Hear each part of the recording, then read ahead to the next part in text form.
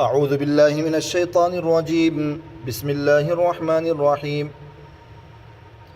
قال ألم أقل لك إنك لن تستطيع معي صبرا قال إن سألتك عن شيء بعدها فلا تصاحبني قد بلغت من لدني عذرا فانطلقا حتى إذا أتيا أهل قرية استطعما أهلها فأبوا أن يضيفوهما فوجدا فيها جدارا يريد أن ينقض فأقامه قال لو شئت لاتخذت عليه أجرا قال هذا فراق بيني وبينك سأنبئك بتأويل ما لم تستطيع عليه صبرا أما السفينة فكانت لمساكين يعملون في البحر فأردت أن أعيبها وكان وراءهم ملك يأخذ كل سفينة غصبا وأما الغلام فكان أبواه مؤمنين فخشينا أن يرهقهما طغيانا وكفرا فأردنا أن يبدلهما ربهما خيرا منه زكاة وأقرب رحما وأما الجدار فكان لغلامين يتيمين في المدينة وكان تحته كنوز لهما وكان أبوهما صالحا فأراد ربك أن يبلغا أشدهما ويستخرجا كنوزهما رحمة من ربك وما فعلته عن أمري ذلك تأويل ما لم تستطع عليه صبرا ويسألونك عن ذي القرنين قل سأتلو عليكم منه ذكرا إنا مكنا له في الأرض وآتيناه من كل شيء سببا فأتبع سببا حتى إذا بلغ مغرب الشمس وجدها تغرب في عين حمئة ووجد عندها قوما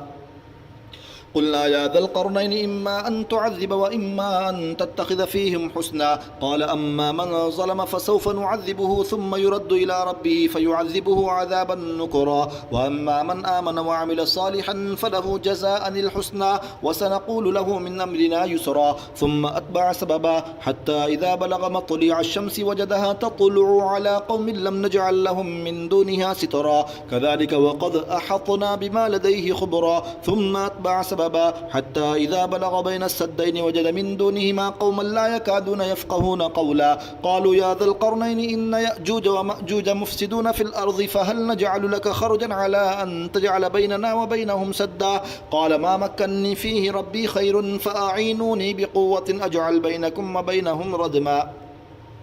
آتوني زبر الحديد حتى إذا ساوى بين الصدفين قال انفخوا حتى إذا جعله نارا قال آتوني أفرغ عليه قطرا فما استطاعوا أن يظهروه وما استطاعوا له نقبا قال هذا رحمة من ربي فإذا جاء وعد ربي جعله دكا وكان وعد ربي حقا وتركنا بعضهم يومئذ يموج في بعض ونفخ في الصور فجمعناهم جمعا وعرضنا جهنم يومئذ للكافرين عرضا الذين كانت أعينهم في غطاء عن ذكري وكانوا لا يستطيعون سمعا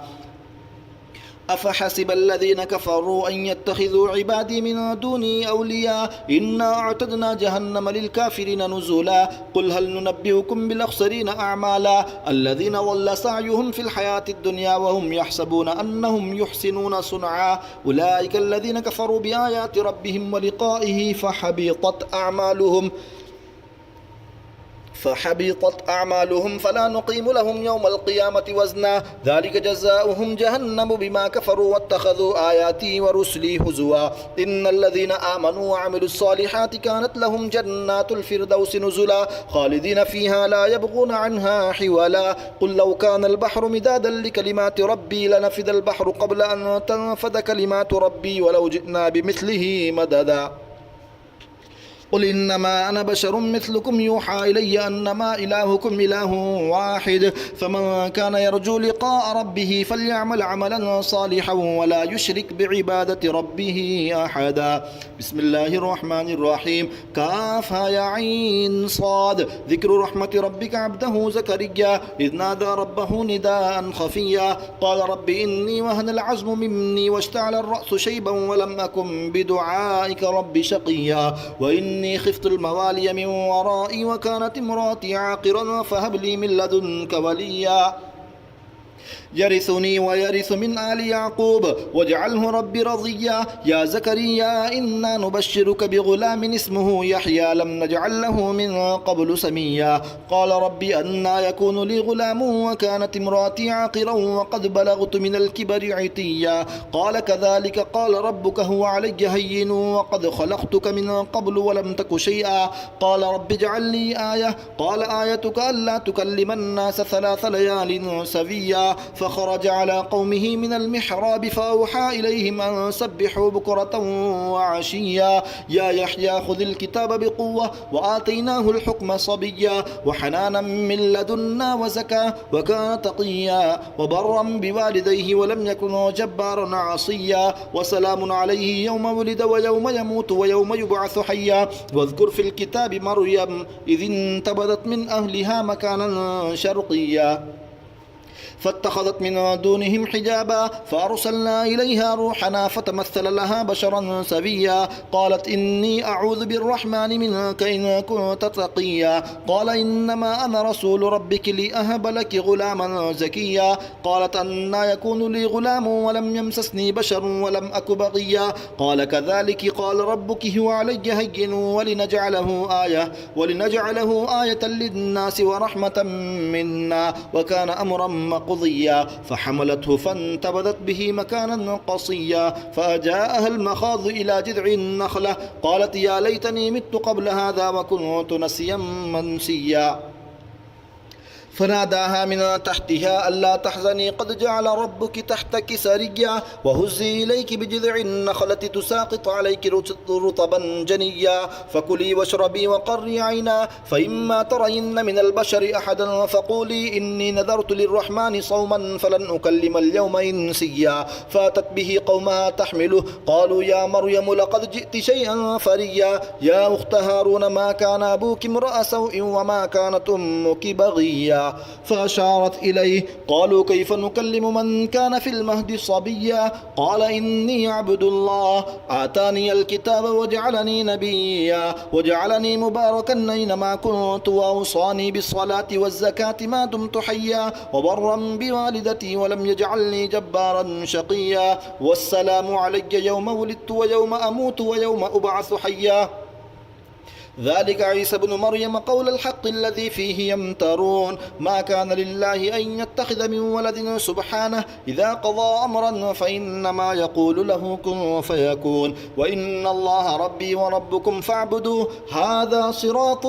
مستقيم فاختلف الأحزاب من بينهم فويل للذين كفروا من مشهد يوم عظيم أسمع بهم وأبصر يوم يأتوننا لكن الظالمون اليوم في ضلال مبين وأنذر هم يوم الحسرة إذ قضي الأمر وهم في غفلة وهم لا يؤمنون إنا نحن نرث الأرض ومن عليها وإلينا يرجعون واذكر في الكتاب إبراهيم إنه كان صديقا نبيا إذ قال لأبيه يا أبت لم تعبد ما لا يسمع ولا يبصر ولا يغني عنك شيئا يا أبت إني قد جاءني من العلم ما لم يأتك فاتبعني أهدك صراطا سويا يا أبت لا تعبد الشيطان إن الشيطان كان للرحمن عصيا يا أبت إني أخاف أن يمسك عذاب من الرحمن فتكون للشيطان وليا قال أراغب أنت عن آلهتي يا إبراهيم لئن لم تنته لأرجمنك واهجرني مليا قال سلام عليك سأستغفر لك ربي إنه كان بي حفيا وأعتزلكم وما تدعون من دون الله وأدعو ربي عسى ألا أكون بدعاء ربي شقيا فلما اعتزلهم وما يعبدون من دون الله وهبنا له إسحاق ويعقوب وكلا جعلنا نبيا ووهبنا لهم من رحمتنا وجعلنا لهم لسان صدق عليا واذكر في الكتاب موسى إنه كان مخلصا وكان رسولا نبيا وناديناه من جانب الطور الأيمن وقربناه نجيا ووهبنا له من رحمتنا أخاه هارون نبيا واذكر في الكتاب إسماعيل إنه كان صادق الوعد وكان رسولا نبيا وكان يأمر أهله بالصلاة والزكاة وكان عند ربه مرضيا واذكر في الكتاب إدريس إنه كان صديقا نبيا ورفعناه مكانا عليا أولئك الذين أنعم الله عليهم من النبيين من ذرية آدم وممن حملنا مع نوح ومن ذرية إبراهيم وإسرائيل وممن هدينا واجتبينا إذا تتلى عليهم آيات الرحمن خروا سجدا وبكيا سجدة تلاوة الله أكبر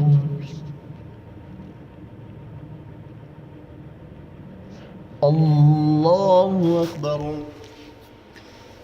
فخلف من بعدهم خلف أضاعوا الصلاة واتبعوا الشهوات فسوف يلقون غيا إلا من تاب وآمن وعمل صالحا فأولئك يدخلون الجنة ولا يظلمون شيئا جنات عدن التي وعد الرحمن عباده بالغيب إنه كان وعده مأتيا لا يسمعون فيها لغوا إلا سلاما ولهم رزقهم فيها بكرة وعشيا تلك الجنة التي نورث من عبادنا من كان تقيا وما نتنزل إلا بأمر ربك له ما بين أيدينا وما خلفنا وما بين ذلك وما كان ربك نسيا رب السماوات والأرض وما بينهما فاعبده واصطبر لعبادته هل تعلم له سميا ويقول الإنسان أإذا ما مت لسوف أخرج حيا أولا يذكر الإنسان أنا خلقناه من قبل ولم يك شيئا فوربك لنحشرنهم والشياطين ثم لنحضرنهم حول جهنم جثيا ثم لننزعن من كل شيعة أيهم أشد على الرحمن عتيا ثم لنحن أعلم بالذين هم أولى بها صليا وإن منكم إلا واردها كان على ربك حتما مقضيا ثم ننجي الذين اتقوا ونذر الظالمين فيها جثيا وإذا تتلى عليهم آياتنا بينات قال الذين كفروا للذين آمنوا أي الفريقين خير مقاما وأحسن نديا وكم أهلكنا قبلهم من قرن هم أحسن أثاثا ورئيا قل من كان في الضلالة فليمدد له الرحمن مدا حتى إذا رأوا ما يوعدون إما العذاب وإما الساعة فسيعلمون من هو شر مكانا وأضعف جندا ويزيد الله الذين اهتدوا هدى والباقيات الصالحات خير عند ربك ثوابا وخير مردا أفرأيت الذي كفر بآياتنا وقال لأوتين مالا وولدا أطلع الغيب أم اتخذ عند الرحمن عهدا كلا سنكتب ما يقول ونمد له من العذاب مدا ونرثه ما يقول ويأتينا فردا واتخذوا من دون الله آلهة ليكونوا لهم عزا كلا سيكفرون بعبادتهم ويكونون عليهم ضدا ألم تر أنا أرسلنا الشياطين على الكافرين تؤزهم أزا فلا تعجل عليهم إنما نعد لهم عدا يوم نحشر المتقين إلى الرحمن وفدا ونسوق المجرمين إلى جهنم وردا لا يملكون الشفاعة إلا من اتخذ عند الرحمن عهدا وقالوا اتخذ الرحمن ولدا لقد جئتم شيئا إدا تكاد السماوات يتفطرن منه وتنشق الأرض وتخر الجبال هدا أن دعوا للرحمن ولدا وما ينبغي للرحمن أن يتخذ ولدا إن كل من في السماوات والأرض إلا آتي الرحمن عبدا لقد أحصاهم وعدهم عدا وكلهم آتيه يوم القيامة فردا إن الذين آمنوا وعملوا الصالحات سيجعل لهم الرحمن ودا فإنما يسرناه بلسانك لتبشر به المتقين وتنذر به قوما لدا وكم أهلكنا قبلهم من قرن هل تحس منهم من أحد أو تسمع لهم ركزا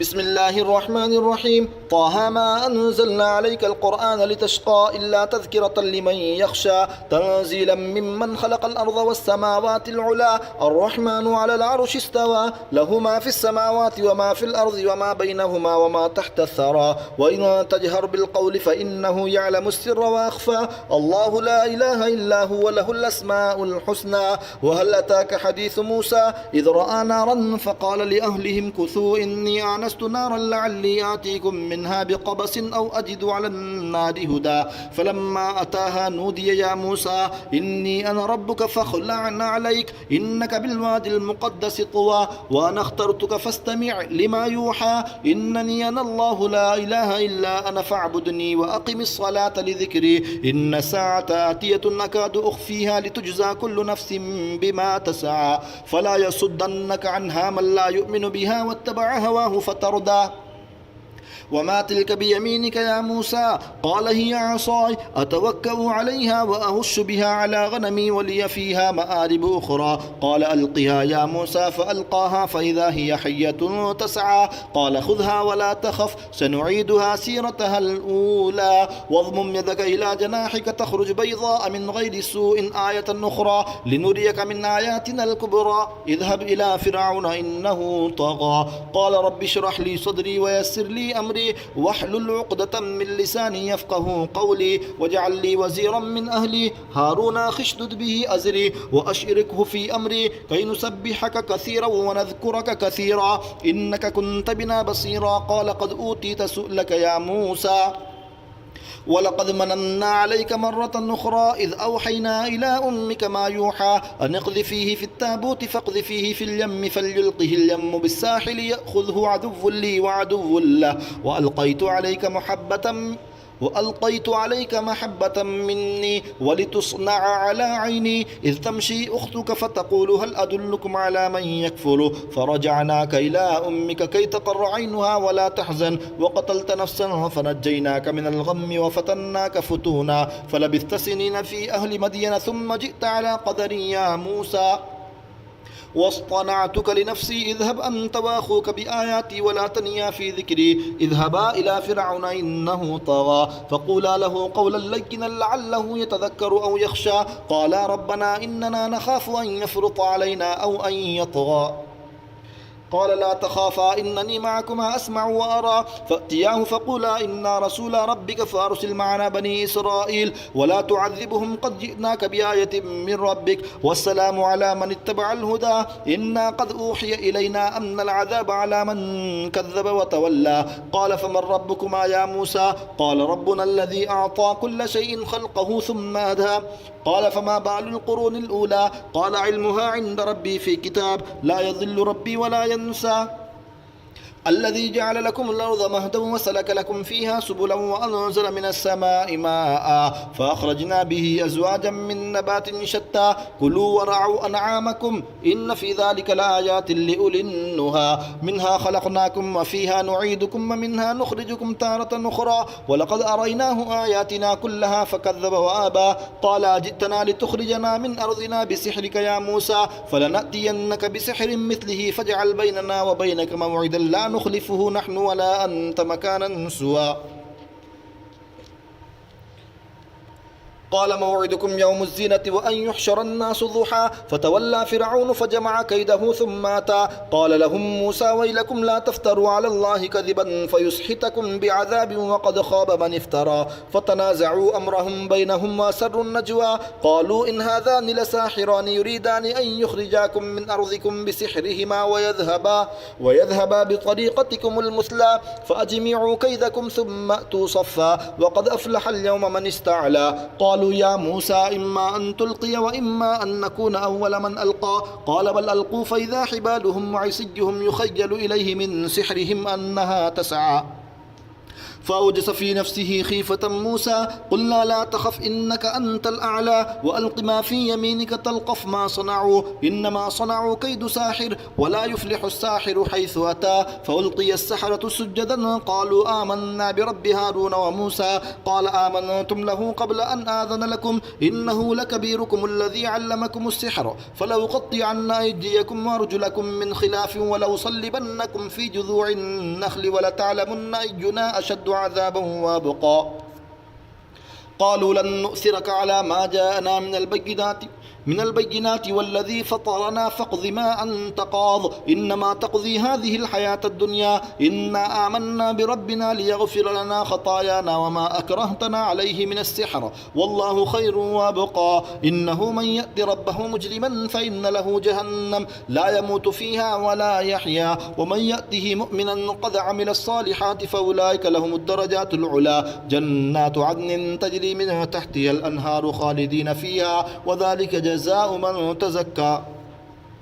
ولقد أوحينا إلى موسى نسر بعبادي فاضرب لهم طريقا في البحر يبسا لا تخاف دركا ولا تخشى فأتبعهم فرعون بجنوده فغشيهم من اليم ما غشيهم وأضل فرعون قومه وما هدى يا بني إسرائيل قد أنجيناكم من عدوكم ووعدناكم جانب الطور الأيمن ونزلنا عليكم المن والسلوى كلوا من طيبات ما رزقناكم ولا تطغوا فيه فيحل عليكم غضبي ومن يحلل عليه غضبي فقد هوى وإني لغفار لمن تاب وآمن وعمل صالحا ثم اهتدى وما أعجلك عن قومك يا موسى؟ قال هم أولئك على أثري وعجلت إليك ربي لترضى. قال فإنا قد فتنا قومك من بعدك وأضلهم السامري. فرجع موسى إلى قومه غضبان أسفا قال يا قوم ألم يعدكم ربكم وعدا حسنا أفطال عليكم العهد أم أردتم أن يحل عليكم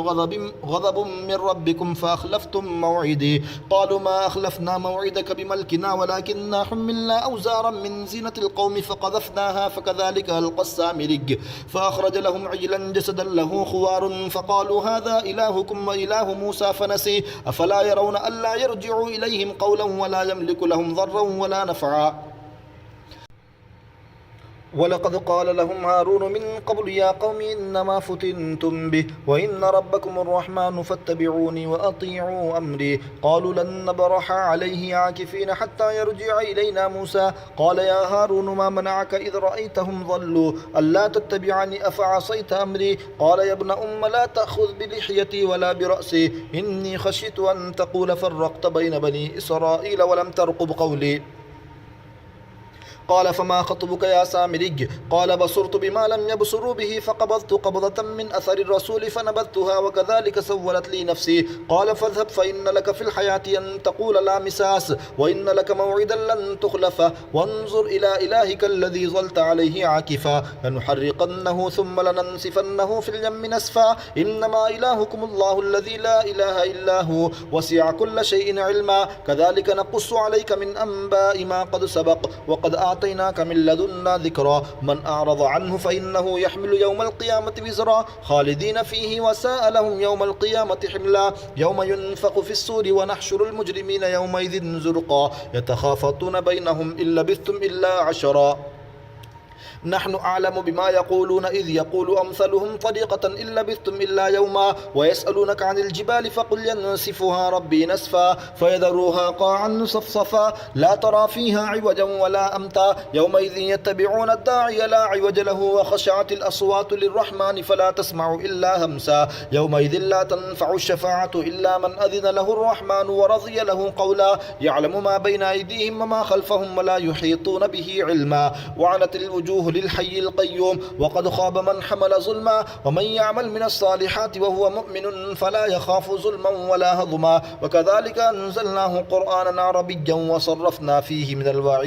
من الوعيد لعلهم يتقون أو يحدث لهم ذكرا فتعالى الله الملك الحق ولا تعجل بالقرآن من قبل أن يقضى إليك وحيه وقل رب زدني علما ولقد عهدنا إلى آدم من قبل فنسي ولم نجد له عزما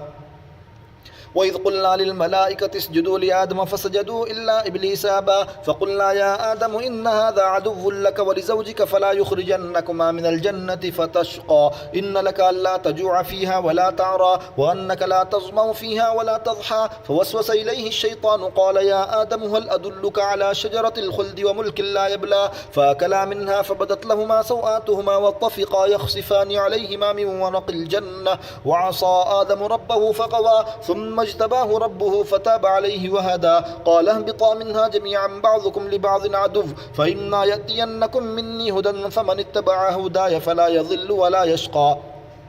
ومن أعرض عن ذكري فإن له معيشة ضنقا ونحشره يوم القيامة أعمى قال رب لم حشرتني أعمى وقد كنت بصيرا قال كذلك أتتك آياتنا فنسيتها وكذلك اليوم تنسى وكذلك نجزي من أسرف ولم يؤمن بآيات ربه ولعذاب الآخرة أشد وأبقى أفلم يهد لهم كم أهلكنا قبلهم من القرون يمشون في مساكنهم إن في ذلك لآيات لأولي النهى ولولا كلمة سبقت من ربك لكان لزاما وأجل مسمى فاصبر على ما يقولون وسبح بحمد ربك قبل طلوع الشمس وقبل غروبها ومن آناء الليل فسبح وأطراف النهار لعلك ترضى ولا تمدن عينيك إلى ما متعنا به أزواجا منهم زهرة الحياة الدنيا لنفتنهم فيه ورزق ربك خير وابقى وأمر أهلك بالصلاة واصطبر عليها لا نسألك رزقا نحن نرزقك والعاقبة للتقوى وقالوا لولا يأتينا بآية من ربه أولم تأتهم بينة ما في الصحف الأولى ولو أنا أهلكناهم بعذاب من قبله لقالوا ربنا لولا أرسلت إلينا رسولا فنتبع آياتك من قبل أن نذل ونخزى قل كل متربص فتربصوا فستعلمون من أصحاب الصراط السوي ومن اهتدى.